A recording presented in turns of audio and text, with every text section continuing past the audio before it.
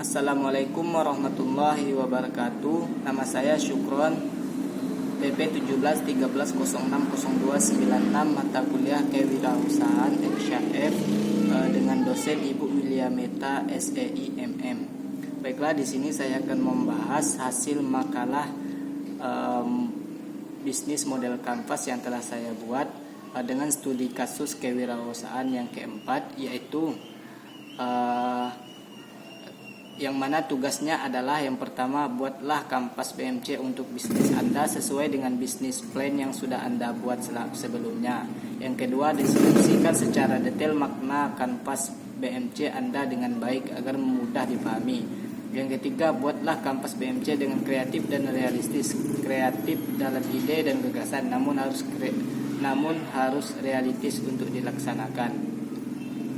Baik, di sini saya akan membahas makalah BMC tentang produk saya, yaitu produk ikan segar atau fresh fish. Di sini saya akan membahas BMC produk saya atau bisnis model kanvas. Yang pertama yaitu bisnis model kanvas itu sendiri merupakan kerangka kerja yang paling populer untuk mendefinisikan model bisnis startup.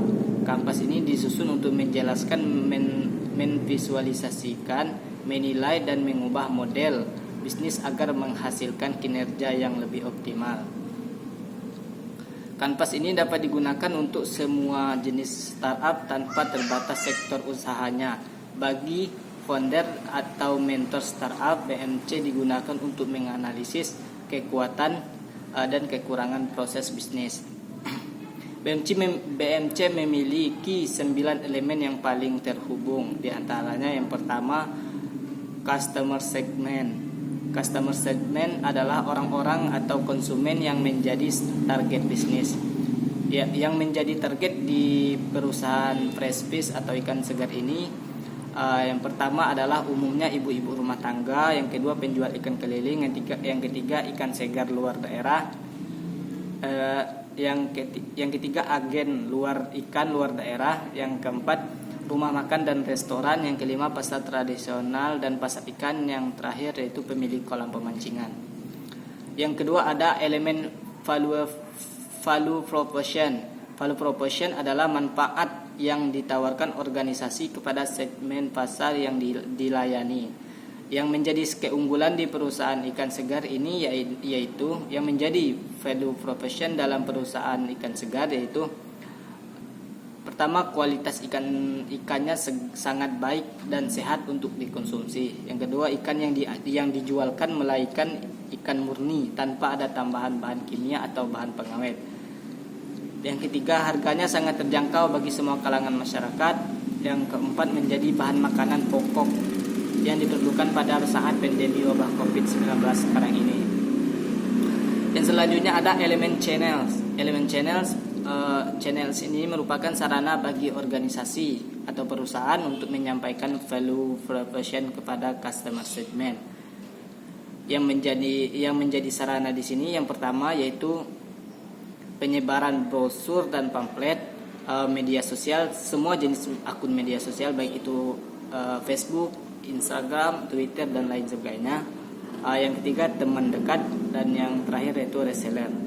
Yang keempat, elemen revenue stream. Revenue stream merupakan komponen yang dianggap paling vital. Pada komponen ini membahas mengenai dari mana dan bagaimana aliran masuk pendapatan.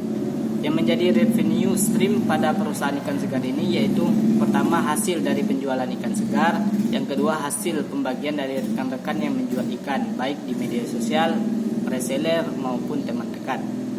Yang selanjutnya yaitu elemen customer relationship.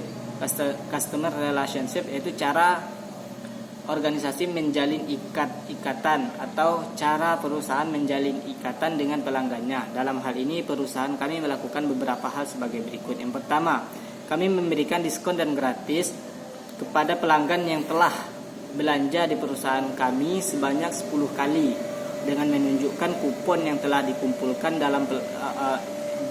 oleh pelanggan.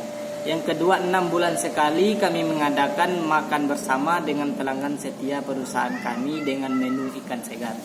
Yang terakhir itu sekali dalam 1 tahun kami mengadakan mancing ikan segar gratis di kolam perusahaan kami.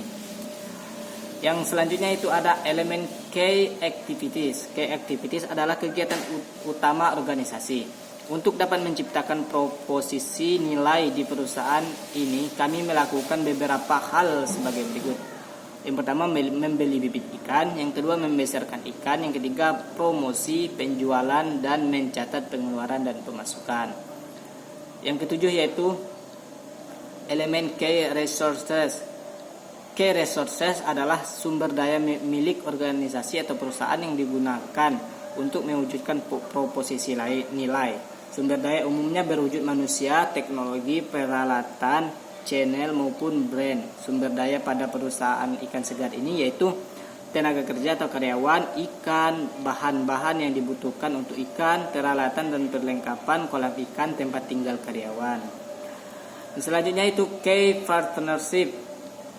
Elemen key partnership merupakan sumber daya yang diperlukan oleh organisasi untuk mewujudkan proposisi nilai, tetapi tidak dimiliki oleh organisasi tersebut.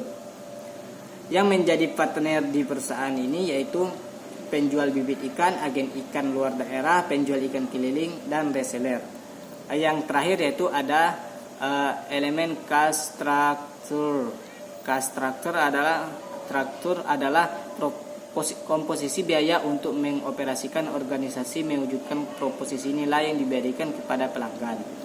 Biaya yang berlaku di perusahaan ikan segar ini yang pertama pembelian bibit ikan, peralatan dan perlengkapan, gaji karyawan, biaya transportasi dan biaya tak terduga.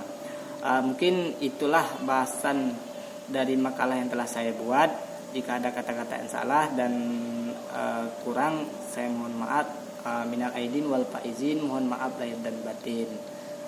Syukran dan sekeluarga mengucapkan. Saya akhiri, wassalamualaikum warahmatullahi wabarakatuh.